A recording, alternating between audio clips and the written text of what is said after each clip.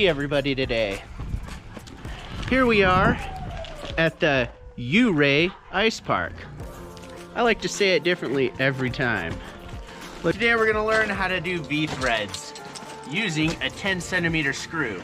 It's pretty much the standard here in Colorado. I picked it up from a few friends from a town called Montrose. It's a few minutes away from town.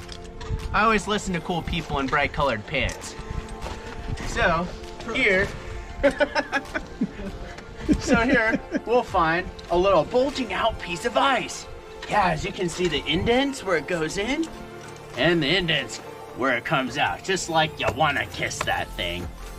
So we'll start by eyeballing a length here. Starting it out with a couple turns. And thread that screw nice and horizontally in the ice. This is pretty epic, kids, because look, you can see through the ice. A lot of times it's pretty cloudy and garbage. As you can see, we can see where that comes through. We're gonna finish building our 10cm V-thread here. As you can see, I have a threading tool, which is magically made from the branches of the magical tree Yari hides at. And here we have some kind of material.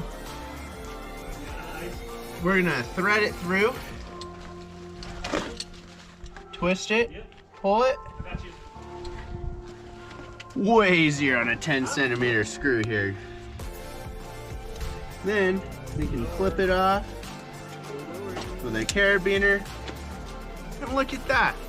It's probably 10 times stronger than most canyoneering anchors I rappel on.